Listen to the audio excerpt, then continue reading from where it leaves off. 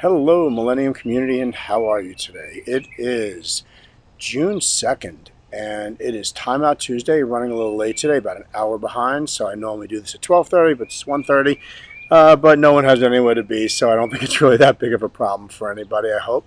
Um, and today is episode 125 of Timeout Tuesday, and it's also closing in on 3 months that we've been operating in social distancing, virtual classes, isolation, quarantines, all the other things that have come along with this over the last couple of months. Pretty amazing, and we keep chugging along. We keep working our way through it. We keep adapting, changing, keeping ourselves busy, teaching, learning. And, one of the things that has become evident, not for the first time, is that martial arts, the way we teach it in particular, is definitely not a one size fits all thing. If you read an advertisement or for a martial arts school, you'll see very similar things. You'll see that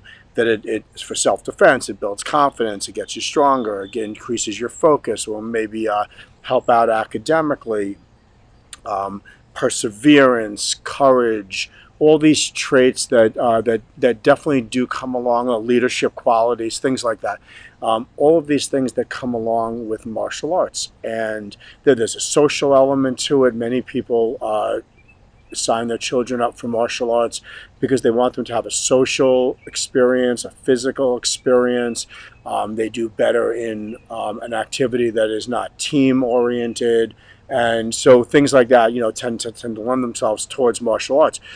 But not every single person that takes martial arts will benefit from every single one of the benefits that are available to them.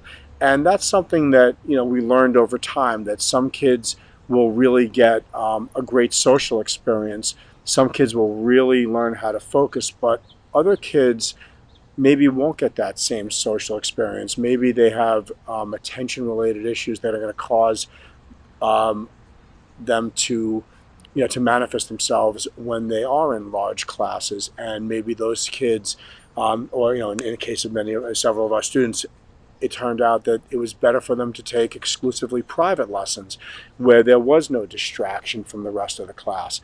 And so this social element was not for them, but all the other benefits are for them.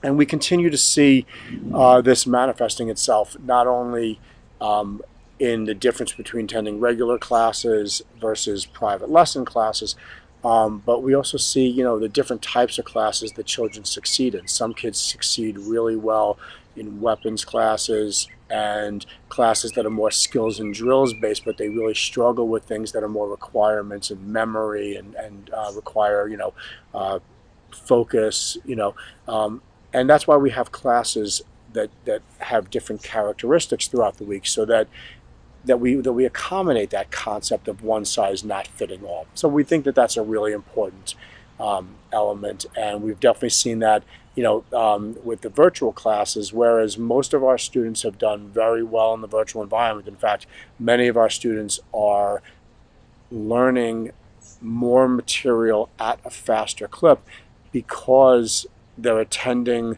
these classes more frequently, and also because we're developing all kinds of new ways of teaching material that they might have been struggling with in another way.